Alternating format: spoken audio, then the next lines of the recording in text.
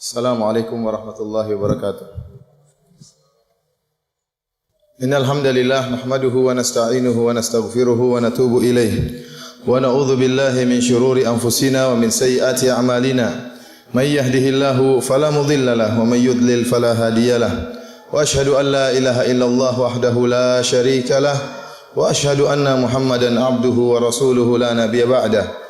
Ya ayyuhalladzina amanu taqullaha haqqa tuqatih wa la tamutunna illa wa antum muslimun.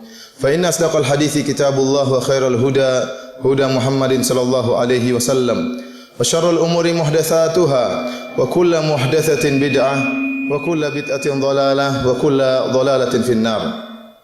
Para hadirin yang dirahmati oleh Allah Subhanahu wa taala, sungguhnya di antara ibadah yang sangat agung yang merupakan ibadah hati adalah berhusnudzon kepada Allah Subhanahu wa taala, berbaik sangka kepada pencipta kita yang telah memberi rezeki kepada kita, yang telah memudahkan segala urusan kepada kita. Allah Subhanahu wa taala berfirman, "Wa ahsinu innallaha yuhibbul muhsinin." Dan berbuat baiklah, sungguhnya Allah Subhanahu wa taala mencintai orang-orang yang berbuat baik. Ibnu Jarir At-Tabari rahimahullah dalam kitab tafsirnya menyebutkan riwayat dari Ikrimah menafsirkan ayat ini, wa ahsinu ay ahsinu dzan billah, berbuat baiklah yaitu berprasangkalah baik kepada Allah Subhanahu wa taala. Nabi sallallahu alaihi wasallam telah bersabda dalam hadisnya, la yamutanna ahadukum illa wa huwa yuhsinu dzanna billah. Janganlah sampai salah seorang dari kalian meninggal dunia kecuali dalam keadaan berbaik sangka kepada Allah Subhanahu wa taala. Dalam hadis qudsi Allah Subhanahu wa taala berfirman, "Ana 'inda dhanni 'abdi bi, falyadhun bi 'abdi ma syaa." Sungguhnya aku tergantung persangkaan hambaku. Oleh karenanya hambaku silakan dia berprasangka dengan apa yang dia mau terhadap diriku. In dhanna khairan falahu wa in dhanna syarran falahu. Jika dia berbaik sangka berupa kebaikan, maka kebaikan baginya. Wa in dhanna syarran, jika dia berprasangka buruk, maka keburukan baginya. Para hadirin dirahmati oleh Allah Subhanahu wa taala, sungguh tatkala seorang hamba berprasangka senantiasa berprasangka baik kepada Allah Subhanahu wa taala, maka dia telah mendapatkan kebaikan yang sangat besar. Ibnu Mas'ud radhiyallahu taala anhu pernah berkata, "Ma utiya 'abdun mu'minun qad syai'an khairun min husni dhanni billah." Kata Ibnu Mas'ud, tidaklah seorang hamba diberikan kebaikan yang lebih baik daripada berbaik sangka kepada Allah Subhanahu wa taala. Oleh karenanya, kita seorang muslim hendaknya berbaik sangka kepada Rabb kita, terutama pada kondisi-kondisi berikut ini. Kondisi pertama yaitu tatkala seorang melakukan dosa, maka hendaknya dia segera bertobat kepada Allah Subhanahu wa taala dan berbaik sangka kepada Allah bahwasanya Allah akan menerima taubatnya. Allah Subhanahu wa taala berfirman, "Alam ya'lamu anna Allah yaqbalu taubata 'an ibadihi wa ya'khudhu shadaqat wa anna Allah huwa tawwabur rahim." Tidakkah mereka mengetahui bahwasanya Allah Subhanahu wa taala menerima taubat dari hamba-hambanya, dan Allah Subhanahu wa taala menerima sedekah, dan Allah Subhanahu wa taala dialah Maha penerima taubat dan Maha penyayang. Ingatlah hadis Nabi sallallahu alaihi wasallam. Kata Nabi sallallahu alaihi wasallam, "Adzaba 'abdun dzamban faqala Allahumma ighfirli." Seorang hamba melakukan dosa, kemudian dia berkata, "Ya Allah, ampunilah aku." Maka apa kata Allah Subhanahu wa taala? "Alima 'abdi anna lahu rabban ya'khudhu bi dzamb wa yaghfiru dzamb." Sungguhnya hambaku mengetahui bahwasanya dia memiliki Tuhan yang menyiksa karena dosa dan mengampuni dosa. Ghafartu lahu, maka Allah Subhanahu wa taala pun mengatakan, aku ampuni hambaku ini. Tsumma makatha masyaallah, kemudian hamba ini dalam beberapa waktu tidak bermaksiat, kemudian dia bermaksiat kembali. Fa'adnaba dzamban akhar, terjerumus lagi dalam kemaksiatan. Kemudian dia segera berkata, Allahumma ghfirli, ya Allah ampunilah aku. Maka Allah berkata, "Alima 'abdi anna lahu rabban ya'khudhu bi dzamb wa yaghfiru dzamb." Sungguhnya hambaku mengetahui bahwasanya dia memiliki Tuhan yang menyiksa karena dosa dan mengampuni dosa-dosa. Maka kata Allah Subhanahu wa taala, "Ghafartu lahu," aku ampuni dia. Summa makatha masyaallah, kemudian dia bertahan tidak melakukan maksiat, kemudian terjerumus lagi dalam kemaksiatan berikutnya. Kemudian dia berkata dengan penuh keyakinan dan husnudzon, berprasangka baik kepada Allah Subhanahu wa taala, dia mengatakan, "Rabbi ghfirli, ya Allah ampuni aku." Maka Allah berkata, "Alima 'abdi anna lahu rabban ya'khudhu bi dzamb wa yaghfiru dzamb." Sungguhnya hambaku mengetahui bahwasanya dia memiliki Tuhan yang menyiksa karena dosa dan mengampuni dosa-dosa.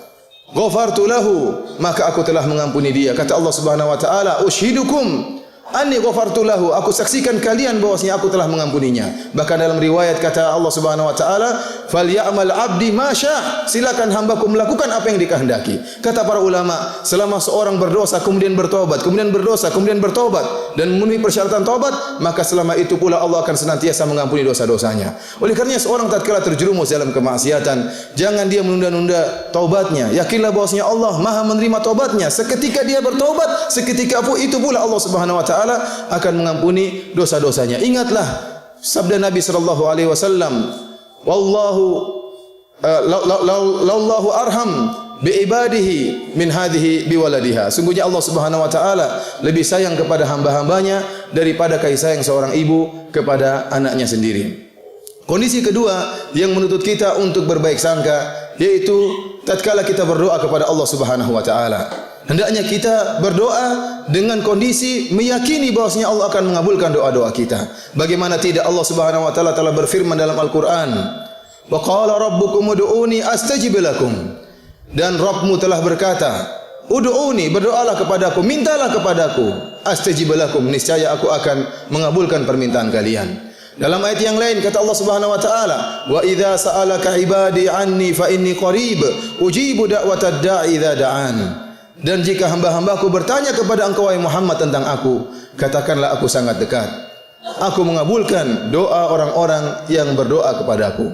Rasulullah sallallahu alaihi wasallam bersabda, "Ud'ullaha wa antum muqinuna bil ijabah." Berdoalah kalian kepada Allah dalam kondisi yakin bahwasanya Allah akan mengabulkan doa kalian. Wa alamu annallaha la yastajibu du'aan min qalbin ghafilin lahin, dan ketahuilah bahwasanya Allah tidak akan mengabulkan doa seorang yang hatinya lalai. Allah tidak akan mengabulkan doa yang tidak berhusnuzan kepada Allah, yang tidak yakin dikabulkan. Tapi jika seorang berhusnuzan, berbaik sangka kepada Allah dan meyakini bahwasanya Allah akan mengabulkan doanya, maka Allah akan kabulkan doanya. Bagaimana Allah tidak mengabulkan permintaan seorang mukmin yang bertakwa kepada Allah, sedangkan iblis Allah kabulkan doanya? Iblis berkata, "Fa anzirni ila yaumi yub'atsun." Ya Allah, tangguhkanlah kematianku sampai hari kiamat. Kata Allah Subhanahu wa taala, Allah kabulkan permintaannya, "Innaka minal munzarin." Kau akan ditangguhkan kematianmu. Bagaimana kita bersuudzon, berburuk sangka kepada Allah, sementara Allah Subhanahu wa taala mengabulkan doa-doanya orang-orang kafir. Dalam Al-Qur'an Allah Subhanahu wa taala berfirman, "Wa idza raqibu fil fulki da'allaha mukhlishina lahuddin, falamma najjahum ilal barri idza hum yusyrikun." Tatkala mereka kaum musyrikin berlabuh di lautan dan mereka diterpa dengan ombak yang begitu besar, da'allaha mukhlishina lahuddin, mereka pun berdoa kepada Allah dengan penuh keikhlasan. Allah kabulkan, Allah selamatkan mereka menuju daratan. Kata Allah, falamma najjahum ilal barri idza hum yusyrikun. Tatkala Allah selamatkan mereka ke daratan, tiba-tiba mereka berbuat kesyirikan kembali. Bagaimana dengan seorang yang beriman, yang bertakwa, yang sujud, yang merendahkan dirinya karena Allah Subhanahu wa taala, yang mengalirkan air mata dengan penuh pengharapan, minta kepada Allah Subhanahu wa taala, terlebih lagi yang berdoa di sepertiga malam yang terakhir tatkala semua orang sedang dalam keadaan tidur. Bagaimana orang seperti ini tidak akan dikabulkan doanya oleh Allah Subhanahu wa taala, sementara Allah Subhanahu wa taala mencari hamba-hambanya yang berdoa di sepertiga malam yang terakhir. Allah berkata, "Hal min mustaghfirin fa'aghfirlah wa hal min sa'ilin fa'utiya su'lah." Apakah ada di antara hambaku yang beristighfar, aku akan ampuni dosa-dosanya, dan apakah ada di antara hamba-hambaku yang meminta, maka aku akan kabulkan permintaannya. Di antara kondisi seorang hendaknya berhusnuzon kepada Allah Subhanahu wa taala tatkala dia mencari rezeki. Hendaknya dia berhusnuzon bahwasanya Allah Subhanahu wa taala akan berikan rezeki kepadanya. Ketahuilah para hadirin yang dirahmati oleh Allah Subhanahu wa taala, sungguh perkara yang menakjubkan terhadap perkara seorang manusia yang berburuk sangka kepada Allah Subhanahu wa taala. Sementara dalam masalah rezeki, sementara dia tatkala masih dalam janin, berupa janin dalam perut ibunya, Allah telah beri rezeki kepada dia melalui ibunya. Tatkala dia dilahirkan dalam keadaan masih kecil, tidak bisa berbuat apa-apa, Allah berikan rezeki kepada dia sampai dia besar. Kemudian dia sekolah sampai dia dewasa. Kemudian setelah dia memiliki ijazah, kemudian dia telah memiliki gelar, kemudian dia telah memiliki kekuatan, kemudian dia bersuudzon kepada Allah bahwasanya Allah tidak akan beri rezeki kepada dia. Ini merupakan suudzon yang tidak pada tempatnya. Kalau tatkala dia masih janin dan masih kecil Allah beri rezeki kepada dia, bagaimana setelah dia telah memiliki kekuatan kemudian Allah tidak beri rezeki kepada dia? Hendaknya dia berusaha dan bertawakal kepada Allah Subhanahu wa taala dan mencari sebab-sebab rezeki, baik sebab-sebab rezeki yang zahir maupun sebab-sebab rezeki yang merupakan sebab-sebab ukhrawi. Kebanyakan orang tatkala mereka mencari rizki, mereka hanya menyebabkan atau bersandar kepada sebab-sebab yang zahir. Di sana ada sebab-sebab ukhrawi yang harus diperhatikan bagi orang-orang yang mengharapkan rizki dari Allah Subhanahu wa taala. Yang pertama, bertakwa kepada Allah Subhanahu wa taala. Allah Subhanahu wa taala berfirman, "Wa may yattaqillaha yaj'al lahu makhraja wa yarzuqhu min haitsu la yahtasib wa may yatawakkal 'ala Allahi fa huwa hasbuh." Kata Allah Subhanahu wa taala, barang siapa yang bertakwa kepada Allah, maka Allah akan berikan solusi kepada permasalahannya. Wa yarzuquhu min haitsu la yahtasib, dan Allah akan berikan rezeki kepada dia dari arah yang dia tidak sangka-sangka. Oleh karena jika seorang tatkala mencari rezeki, seluruh pintu tertutup, sulit bagi dia untuk mencari rezeki. Usaha telah dilakukan namun tidak datang rezeki kepada dia, maka perbaiki dirinya. Jangan terlalu pede dengan dirinya. Kemungkinan dia telah terjerumus dalam berbagai macam kemaksiatan. Apakah dia tidak menjaga lisan? Apakah dia tidak menjaga pandangannya? Apakah dia tidak menjaga hatinya? Hendaknya diperbaiki ketakwaan kepada Allah Subhanahu wa taala. Niscaya Allah akan berikan rezeki kepada dia dari arah yang dia tidak sangka-sangka. Oleh karenanya sebagian ulama mengatakan, jika seorang dimudahkan rezeki dari arah yang dia tidak sangka-sangka, itu tanda bahwasanya dia telah bertakwa kepada Allah Subhanahu wa taala. Di antara hal yang bisa mendatangkan rezeki adalah bersilaturahmi.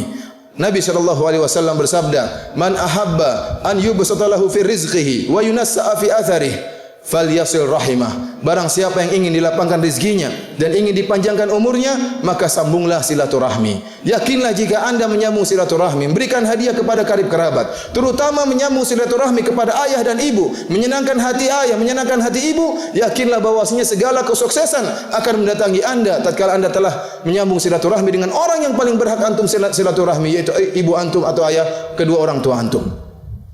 Para hadirin yang dirahmati oleh Allah Subhanahu wa taala, di antara hal yang mendatangkan rezeki adalah bersedekah. Kata Nabi sallallahu alaihi wasallam, "Ma naqasat shadaqatun min mali syai'a." Sungguhnya sedekah tidak akan mengurangi rezeki sama sekali. Bahkan Allah Subhanahu wa taala berfirman dalam hadis qudsi, "Ya bna Adam, anfik unfik alaik." Wahai anak Adam, berinfaklah maka aku akan infak engkau. Semakin seorang bersedekah, yakinlah bahwasanya Allah akan menambahkan rezekinya. Bagaimana caranya? Urusan Allah Subhanahu wa taala. Para hadirin yang dirahmati oleh Allah Subhanahu wa taala, di antara kondisi yang sangat dituntut seorang untuk berhusnudzon kepada Allah, dan ini kondisi yang sangat genting, yaitu tatkala dia akan meninggal dunia. Dalam Sahih Muslim Rasulullah SAW bersabda, "La yamutanna ahadukum illa wa huwa yuhsinu dzanna billah." Jangan sekali-sekali salah seorang dari kalian meninggal dunia kecuali dalam kondisi berhusnudzon kepada Allah Subhanahu wa taala. Tatkala dia akan meninggal dunia, maka hendaknya dia kuatkan sisi pengharapan dia kepada Allah. Ingat tentang janji Allah bahwasanya Allah Subhanahu wa taala memiliki sifat-sifat yang mulia. Allah adalah Al-Ghafur yang Maha Pengampun, Allah adalah Ar-Rahim, Ar-Rahman yang Maha Penyayang. Allah Subhanahu wa taala mengatakan dalam hadis qudsi, "Inna rahmati sabaqat ghadabi." Sungguhnya kasih sayangku mengungguli kemarahanku. Wa rahmati wasi'at kulla syai'. Sungguhnya rahmatku meliputi segala sesuatu. Ingat janji Allah Subhanahu wa taala bahwasanya Allah Maha Pengampun dan lagi Maha Penyayang. Seorang tatkala akan meninggal dunia, hendaknya dia menguatkan sisi harapan dia kepada Allah Subhanahu wa taala, karena Allah Subhanahu wa taala telah berfirman, "In dhanna khairan falahu." Dalam hadis qudsi kata Allah Subhanahu wa taala, jika dia berprasangka baik maka bagi dia kebaikan. Wa in dhanna syarran falahu, dan jika dia berprasangka buruk maka dia akan mendapatkan keburukan tersebut.